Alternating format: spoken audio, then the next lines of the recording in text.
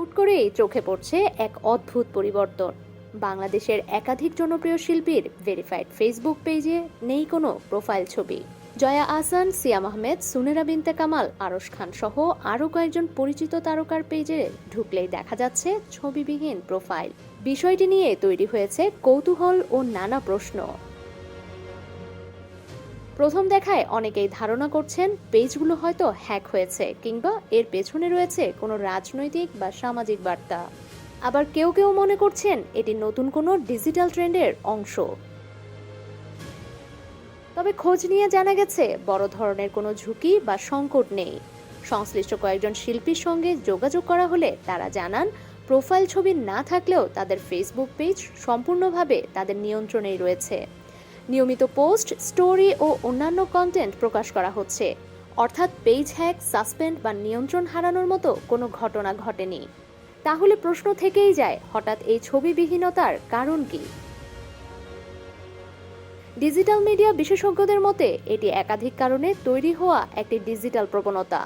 আন্তর্জাতিক অঙ্গনেও এমন উদাহরণ রয়েছে।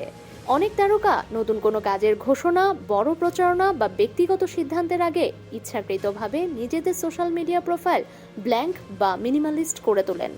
এতে দর্শকদের কৌতূহল বাড়ে এবং আলোচনা তৈরি হয়, যা এক ধরনের নীরব প্রচারণার কাজ করে।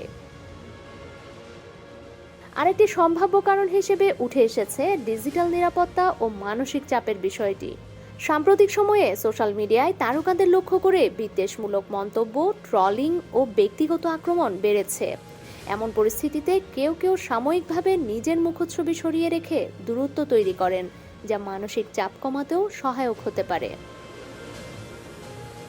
তবে সব ক্ষেত্রেই বিষয়টি ট্রেন্ড বা মানসিক চাপের মধ্যে সীমাবদ্ধ নয়। এক তারকা নাম প্রকাশ না করার শর্তে বলেন, ভেরিফাইড পেজ ক্লোন করে ব্ল্যাকমেল করার চেষ্টা করে এমন কিছু হ্যাকার গ্রুপ সক্রিয় রয়েছে। কখনো অর্থ দাবি, কখনো আলোচনায় আসাই তাদের উদ্দেশ্য। তার ক্ষেত্রেও এমন চেষ্টা হয়েছিল। সে কারণে অ্যাডমিনের পরামর্শে আপাতত প্রোফাইল ছবি সরিয়ে রাখা হয়েছে।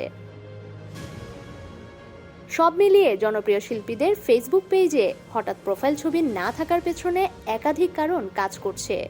তবে এখন পর্যন্ত প্রাপ্ত তথ্যে বড় ধরনের কোনো নিরাপত্তা সংকেতের ইঙ্গিত মিলেনি। ডেস্ক রিপোর্ট, সমকাল।